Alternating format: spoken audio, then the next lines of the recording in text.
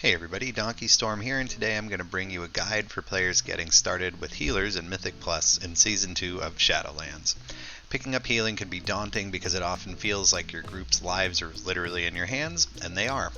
However, healing can be a really rewarding role to play, and once you get good at it, you'll make friends really quickly because everyone wants a solid healer in their groups. These tips are a reflection of what I've learned since picking up the healing role in Mythic Plus, and I think they can really help newer or returning players be successful. So my first piece of advice, number one, is to find a cookie cutter setup. So this might seem obvious, but before even setting foot in your first dungeon, I'd highly recommend you look at a class guide like Icy Veins or Wowhead and get your talents, soulbinds, conduits, legendaries optimized for dungeons.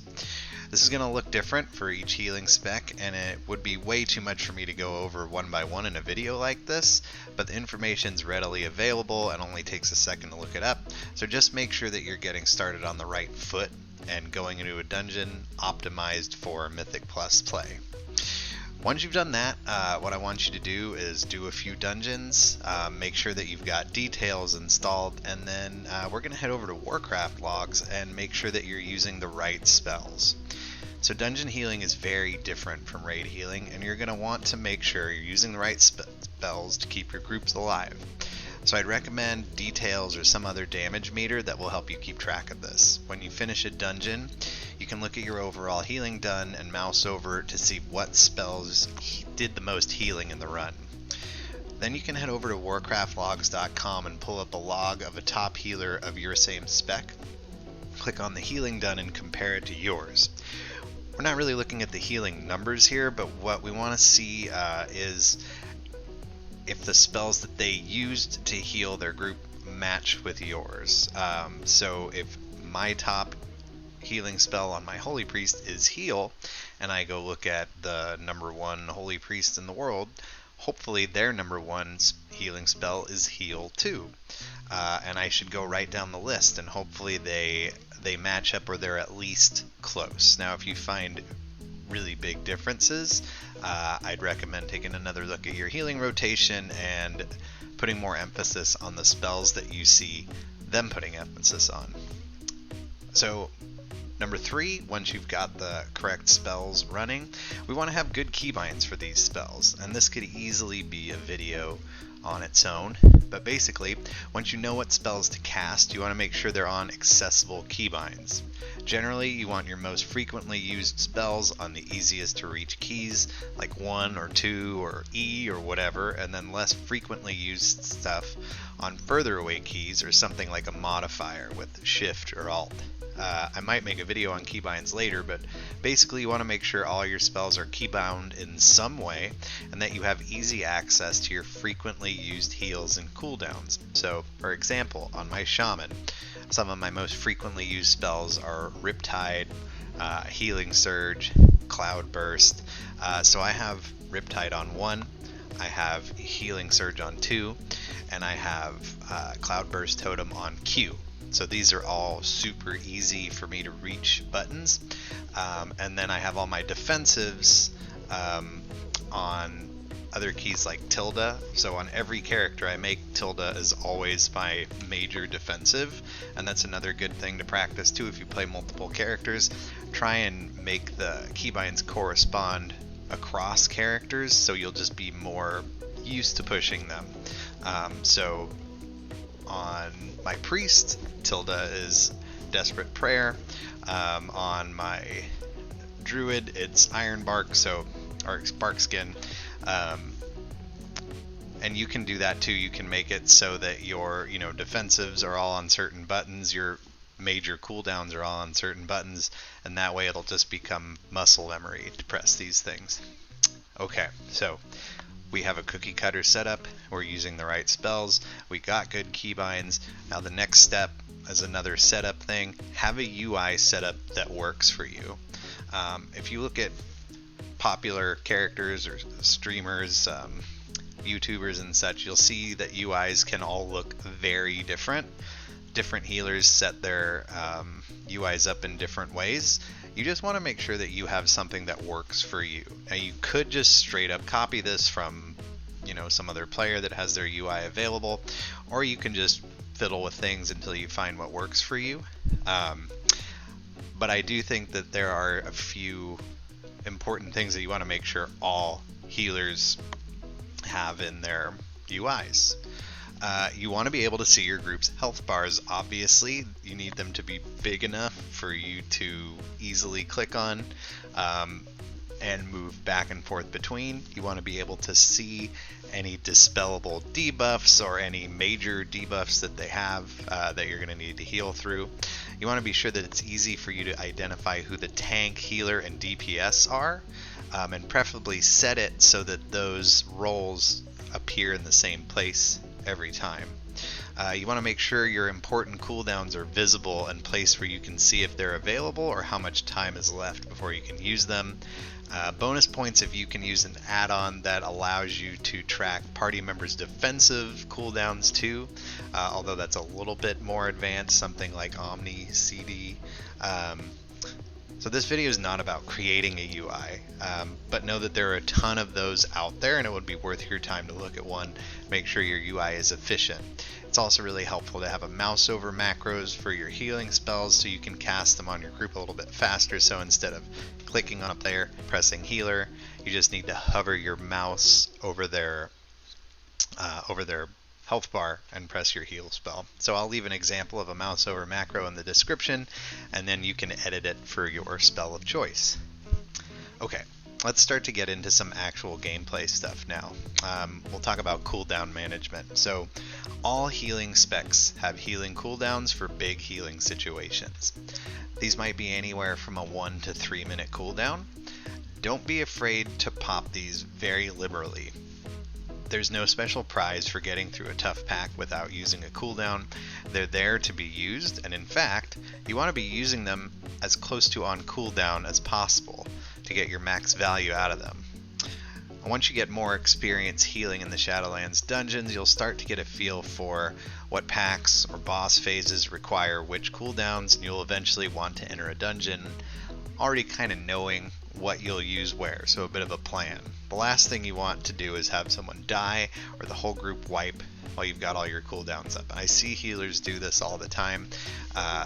They feel like they need to only use their cooldowns in the biggest of danger situations, so they'll let their group members get super duper low and only try and heal them up using their basic healing rotation.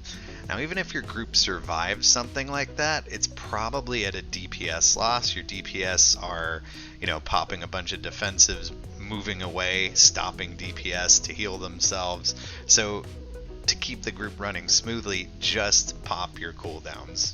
There's really no reason to save them unless you know that some big major damage phase is coming up.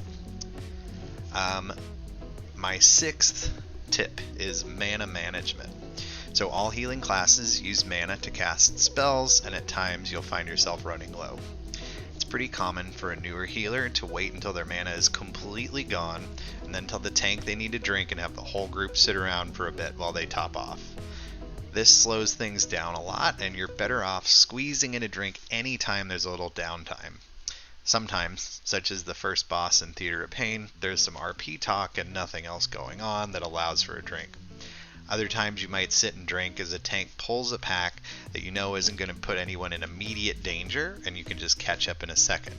Even if you're only at, say, 60% mana, if you have the opportunity, you might as well keep that mana pool as high as you can. Be proactive about using your drinks to keep your mana up instead of just calling for a pause every time you're at absolute zero. And this goes for any kind of mana regen abilities you have as well.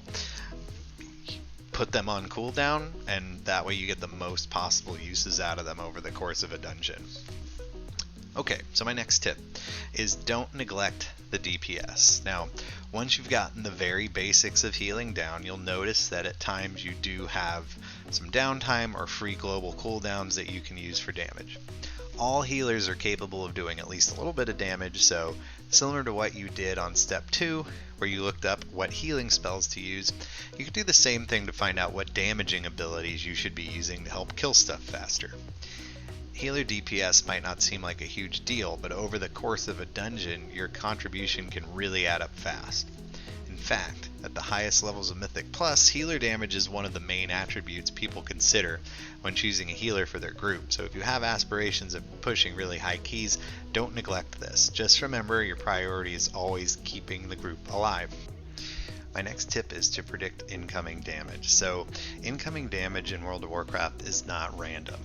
Damage is always coming from some source, obviously. And as a healer, as you gain more experience, you're going to learn where damage is coming, when big damage is coming, when deadly or not deadly damage is coming, when avoidable or not avoidable damage is coming, and you're going to be able to react accordingly. So one example in Halls of Atonement are the Shard of Halkias trash mobs that do a big pulsing AoE that can be outranged, but generally most of your group's going to be taking damage from it. You know exactly when it's going to happen. It happens at the same time, regardless of the key level. As a healer, you should be prepared for that. You should have a cooldown ready. If you don't, you're going to be in trouble, and at a certain level of key, you're just not going to make it. So that's an example of knowing something's coming and being ready for it. And then there's other times too where members of your group will take damage that is avoidable, yet of course some people are going to still get hit by it. So for example, Necrotic Wake, there's the big skeleton guys that do a big cleave in front of them. It's pretty common for melee DPS to get hit by that and get, taken down to maybe 10% health if it's not a super high key, in which case they'll just die. So knowing that your melee just got cleaved and they're very low, but they're not in immediate danger of dying, is a sign of a good healer. You know you have a little time to keep them up. You want to focus on your tank, who might actually be in danger of dying, and not switch all of your healing attention to someone who can wait until later. So that kind of triage aspect. But mainly, as you gain more and more experience, you're going to know when the key pulls in the dungeon are, when people are truly going to be in danger, and you're going to want to be prepared with a cooldown or at least a game plan of how you're going to approach that. So the next point I want to talk about is using all of the utility available to your class. So I'm looking at my Shaman spellbook here, and you want to be familiar with what everything your character can do does. You want to have it key bound, even if it might be on a harder to reach key if it's something that's pretty situational. But you want to use all of this stuff to the best of your ability. So what other than heal can my shaman do? Well, one of the more obvious ones is Bloodlust, right? This is a big damage increase that you want to make sure that you're using at opportune times, getting as many uses out of it over the course of a dungeon as possible, using it at the right time to really maximize its effect. Capacitor Totem, this is an AoE stun. That's huge. That can do an interrupt when somebody's going to miss a kick. It can stop certain spells that can't be interrupted. There's a ton of uses for an AoE stun. You want to make sure that you're using this. Your Earth Elemental. In a pinch, your Earth Elemental can tank for a group and take taunts off of your tank. If you think your tank's going to die, overpulled, or maybe your tank did die and you're scrambling to prevent a full group wipe, we want to drop our Earth Elemental. Earthbind Totem. It's a AoE slow. This can help your tank kite. It can help people get away from mechanics. It can slow down spitefuls. Lots of use for this. Farsight, I don't really know if there's any use for this. Ghost Wolf, I think, would be something most people know. But Hex, lots of uses for Hex throughout dungeons. Thinking of the second boss in Mists of Tyrna Scythe, you can hex the ad to save it from chasing someone around. Lots of other times where we need CC. Purge, huge, taking a magic effect off a target. There are tons of uses for this in just about every dungeon. Tremor Totem, that breaks things like Fear, Charm, and Sleep. First boss in Mists of Tyrna Scythe comes to mind. When he puts that fear down, you can skip a fear every minute in that boss. That's huge. That's a huge reason to bring a shaman to that group. or to that dungeon. Shaman are the only healing class with a kick. That's huge. I need to make sure that I'm taking advantage of that as a shaman. And every class is going to have different special things they can do that can bring to the group that can really turn the tide of a dungeon. And they might seem minor, and they're things that people forget about a lot of time, especially at lower levels of play. But I think one of the biggest thing that separates like a mediocre player from a good one, they both might know how to use their healing spells effectively, but one is also bringing all their utility and maximizing that. It really makes a big difference.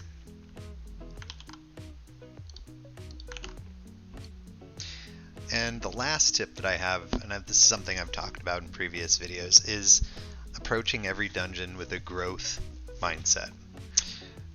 So if you're joining a Pug level 7 dungeon, for example, you need to be ready for people to fuck up, ignore or get hit by mechanics, do other fun, dumb things.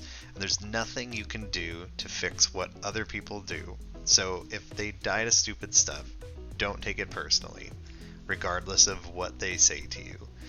However, in literally every dungeon you do, there's something you could have done better. So even if your group is a bunch of monkeys and you're feeling bad because you think you deserve better, look for the things that you can improve on. One great way to do this is to record your dungeons and watch them back. When I make these videos and I put just sort of different footage of things in the background, I so often will watch them and go, man, where's my cloudburst there? Or, why didn't I use this cooldown at this time? You need to look at your play critically and be honest with yourself and say, like, yes, I know I'm not the best player in the world. I'm not timing 20s, 25s yet, but if I want to someday, like, I need to take an honest look at what I'm doing in the game and ask myself, how can I get better? And that's actually something I'm going to be making some videos about here shortly, where I'm going to just do some, real critical looks at my own play on my shaman, which I'm definitely still learning, and kind of talk about how you can watch your own play and improve from that. But please don't take the mindset that all the other players are bad and you're the only one doing things right. Even if that might slightly be the case, there is always something you can do better. And I think if you approach every dungeon like that, instead of just being ready, trigger happy to start blaming your teammates, you're going to go a lot farther in this game. So those are my 10 Mythic Plus tips for healers. I hope you guys enjoyed this video. If you did, please like and subscribe. If there's any of these points that you would like to see extrapolated into a full video, like keybinds, or a lot of people comment on my UIs after I make these, I'd be happy to make that. Let me know in the comments section and I will follow up with that. Otherwise, thanks for watching.